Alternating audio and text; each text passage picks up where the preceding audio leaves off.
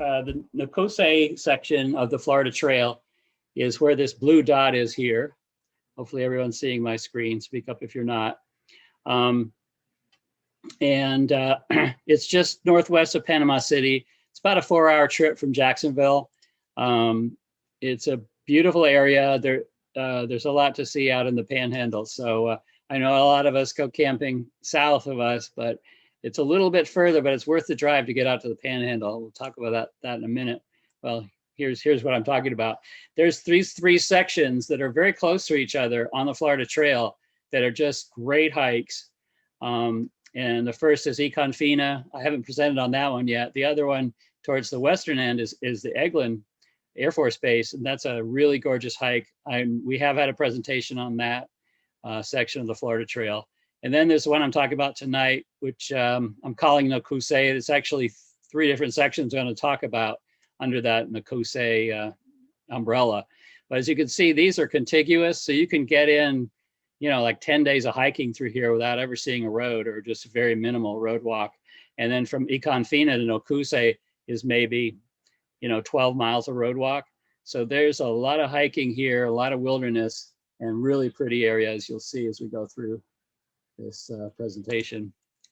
So here's a little overview of kind of a route plan or a hike plan and camping that we could do.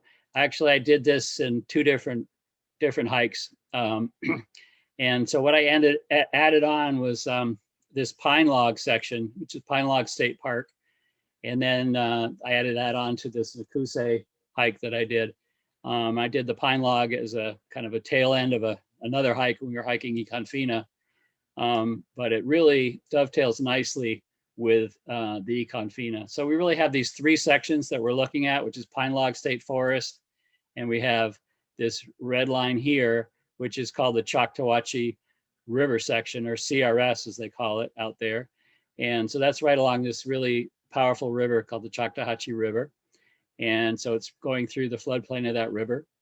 And then you have the rest of the section, which is all known as Nokuse, and I'll talk about what that is in a minute. And so just a look at the daily mileage here, just going through that Pine Log section, it's about 9 miles. And Calford Landing is kind of a boat ramp there on State Road 20. And so it's a great place to park your car. If you want to leave a car for a few days, you just park under the bridge, no one bothers you. And so there's a little bit of road walk getting across that bridge, but then you're back into the forest on this Choctawhatchee River section. And so there's about 8 miles the first day there. Then a second day, getting the next camp is about 7.8 miles. And another 7.8 miles getting to the next camp.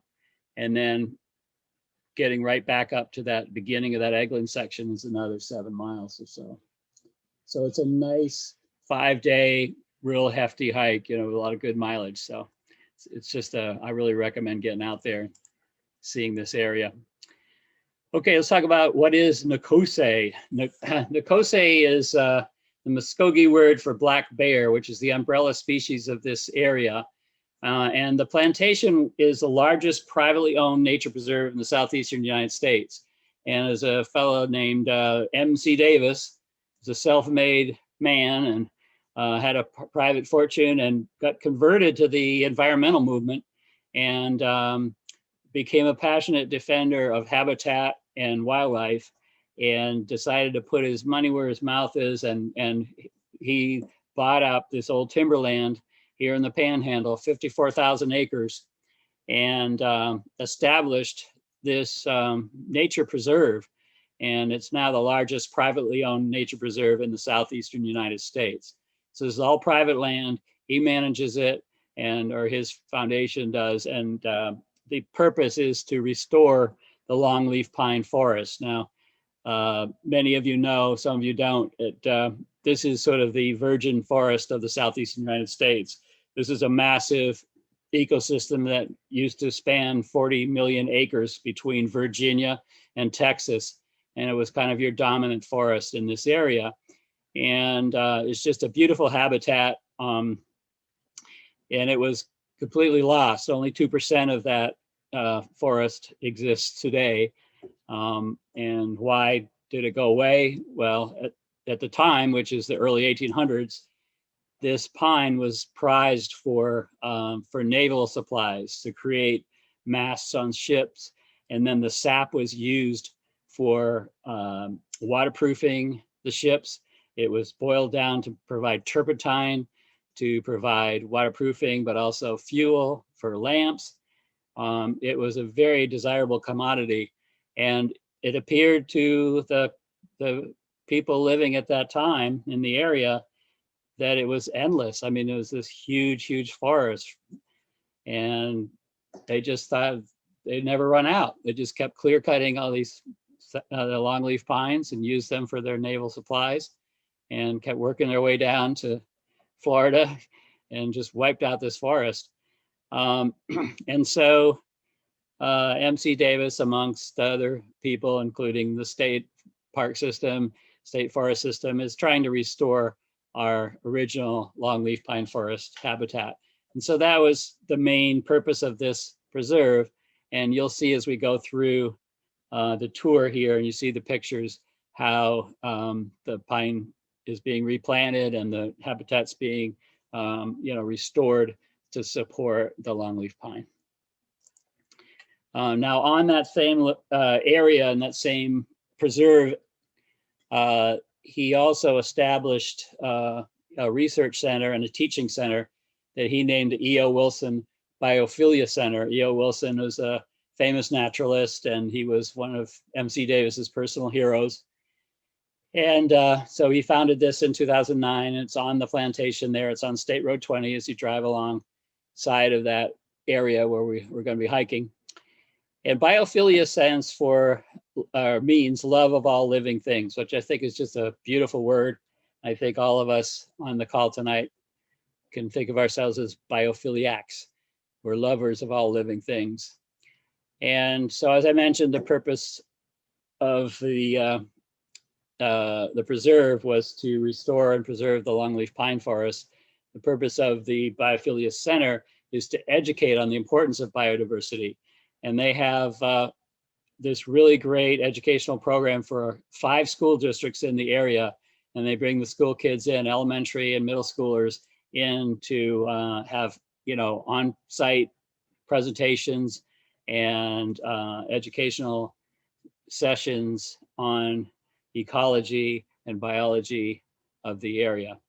They serve over 6,000 students in these 5 counties. And they also have a residential program, sort of a summer camp, 3-day summer camp type thing, where students from other areas of Florida or other areas of the country can come in and stay in their cabins and participate in this naturalist outdoors program. So it's just a really wonderful center right in the middle of the Panhandle. So let's start our hike here. Go back. So what I did is I started this at the Pine Log State Forest. And the Pine Log State Forest is a really gorgeous state park. You can get a sense from these pictures, but it really don't tell the story. This center here, this lake, where they have the main RV camping area, is just so peaceful. You just sit out on these benches and look over this little pond, this little lake here, and it's just idyllic. I mean, it's just a beautiful, beautiful state park. And so we started here. They have primitive camping as well, which is kind of what we like. And so we kind of went down the road a piece and picked out a primitive camp for ourselves, so to set up a base camp here to start our long hike. And so as you can see, there's a couple benches, a picnic table, a nice fire ring. It's right next to one of the beautiful streams that goes through the forest. And so it was a really nice camping spot. We were able to park there securely. Where we started the hike is kind of a little just right off the side of the road. So it's not a great place to leave your car. So it's a really great base camp to start exploring this area from.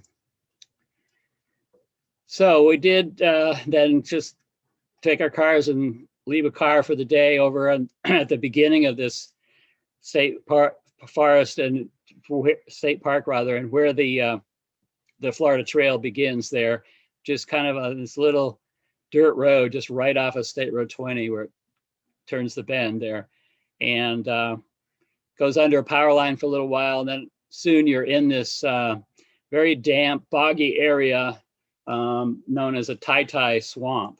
Now these really skinny trees that are really thick brush here, that's tai, and it's just almost impenetrable. They do a good job maintaining it.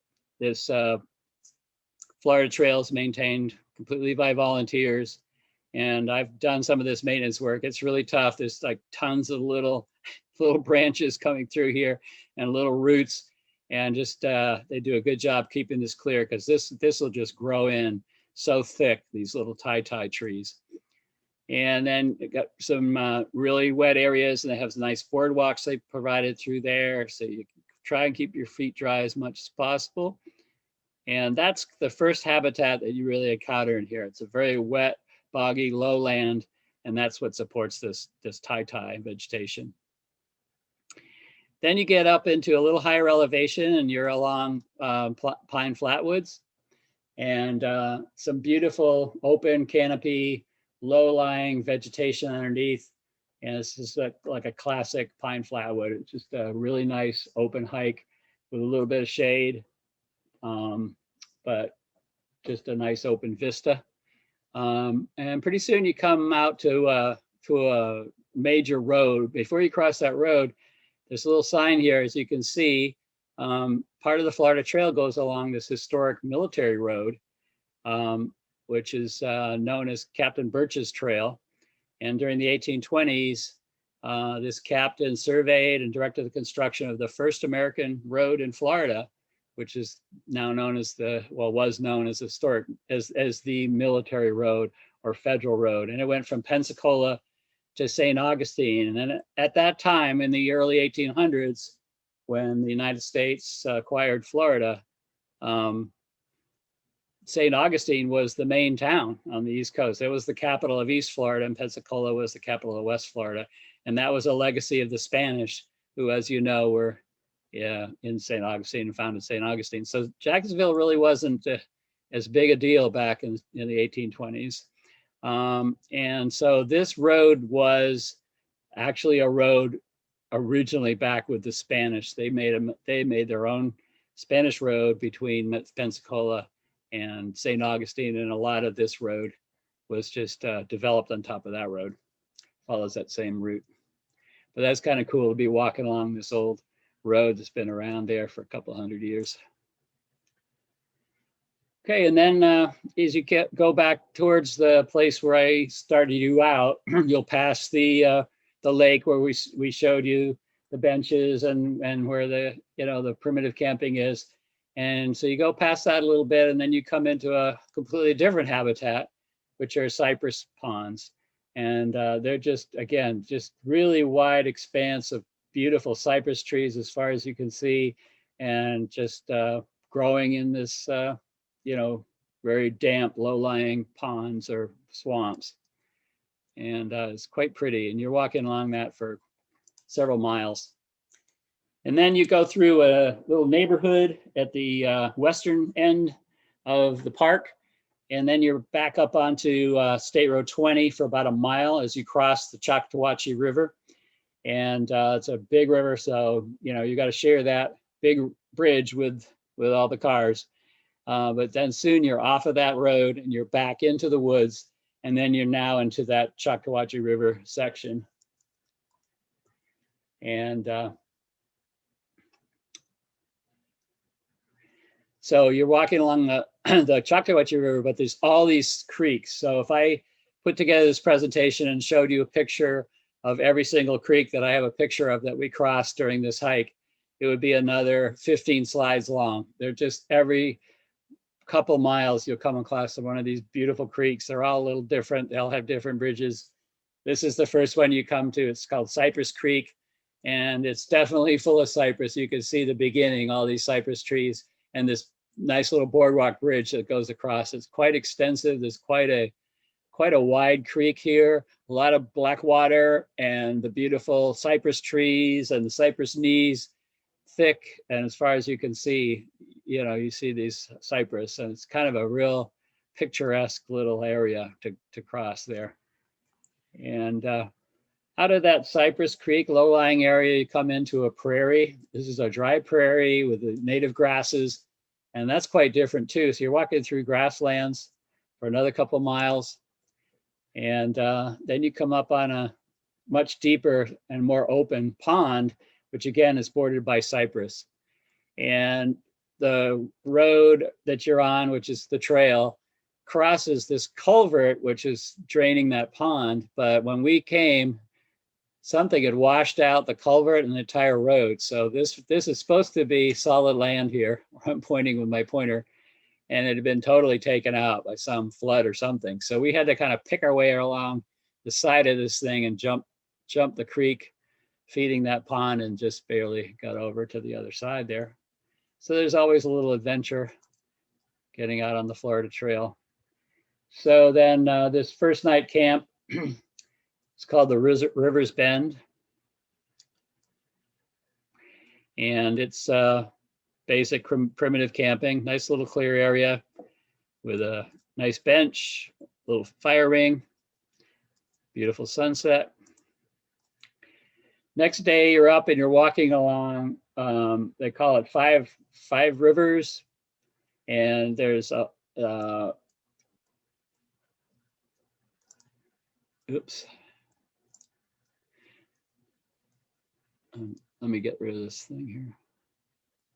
Huh. I don't know if you guys have this, but all right, we'll do it that way. Sorry, I have some controls that are blocking that headline. I don't know if that was something you saw. In any case, this is one of those rivers called the Big Head Branch. It's a nice wide creek, and you're walking along this branch for quite a while. And then you come to Boggy Head Creek. Again, a lot of creeks, and a lot of these dip down. So you'll have a little bit of a hilly terrain here, which is unusual in Florida. It's a good workout. You know, you're going up and down a little bit more than you would on some of the other areas in Central Florida, for example. And then you come out into another big open pine flatwoods, and you can see all the very open canopy and the grass is underneath. And then there's this funny contraption, and this is an old irrigation machine that used to be in this area when it was a sod farm. So before it was bought out, part of this acreage was a commercial sod farm. And when Mr. Davis bought the property, he just left these irrigation machines there and planted the trees all around them. So you've got this pine forest in the middle of it. There's this irrigation machine here. And there's two of them, one on either end. They're huge. So from there, you go up a little bit in elevation, and we're in what's called a sandhill. The sandhill environment is, as the name implies, very sandy and dry. And it's just almost like being at the beach, except for a very light cover of grass and then the low-lying vegetation on it. And the sandhill was one of the habitats that supported the longleaf pine back in the day. And as you can see, these little clumps here, these are all baby longleaf pine trees that have been planted in this area to, again, restore the habitat, restore the community of longleaf pines. And this here is a little prickly pear. You can see the red fruits. This is the favorite food of the gopher tortoise, who is one of the keystone species of the sandhill. They dig these burrows. Maybe you've seen those. Maybe you've seen those gopher tortoises out there. And so these burrows support another 300 species who live in that burrow along with the gopher tortoise in a commensal parasitic environment. Another creek, Black Creek, and on that creek we found this little plant. If you can see on the right-hand picture there, that is a carnivorous plant called a pitcher plant, and they live in very difficult environment with not a lot of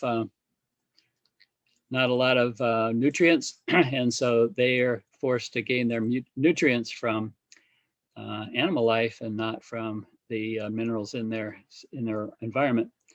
So that is a carnivorous pitcher plant. And we have another campsite here. Again, very simple, with a fire ring and a bench for Gutton Creek Camp. And then we enter a very low-lying swampland. So we're going from this high, dry, high pine sand hill community, and then we descend down a ravine, and we end up in this boggy creek for like 3 miles. This is the very, very difficult terrain. You're walking through, probably good chance you'll be getting your feet wet. Trying to avoid getting your feet wet is tough. You're jumping from one clump to another of these just little outcrops of soil, or else from these stumps from these cypress trees. So it's really tricky footing, easy to fall down, need your poles to go through this. Then you come out and you're got up in elevation again, and you're up on top of another sand hill or nice flatwoods, and that is a beautiful restoration area where they're bringing back, there's a lot of planting, as you can see, bringing back these longleaf pines. And here's the campground. I camped right next to the restored forest, a little kiosk with information. And as you go through, you'll see probably 3 or 4 what are called steep heads. And these are pretty specialized ravines that are kind of specialized to Florida. They happen because of seepage coming out of the side of the slope that slowly erodes the bottom of the slope, and then the sand that's on top of the slope collapses in. So it continually widens this, and it's formed differently than, say, like up in the Northeast, where you have a lot of rainwater that then erodes from the top. This is sort of eroding from the bottom. So they're called steep heads, and they can get quite steep. You can see the top, it's hard to see this as, elevation, but if you look from that bridge up to where the sky appears, you can see that that's pretty high. So these are 60, 70 feet deep, a lot of them. And it's a very curious phenomenon that you don't see too much, definitely not outside of Florida. So Ravine Garden State Park is another good example of steep heads that are here in this area down in Palatka. And then you reach the end of that Nokuse section, and then you cross US 331, and then there's a beautiful trail going up to the beginning of the Eglin section. And so this is a nice forested trail. You don't have to go along the road. And then you end up at Eglin, and that's where I will leave you for tonight. And so that's the Nokuse section.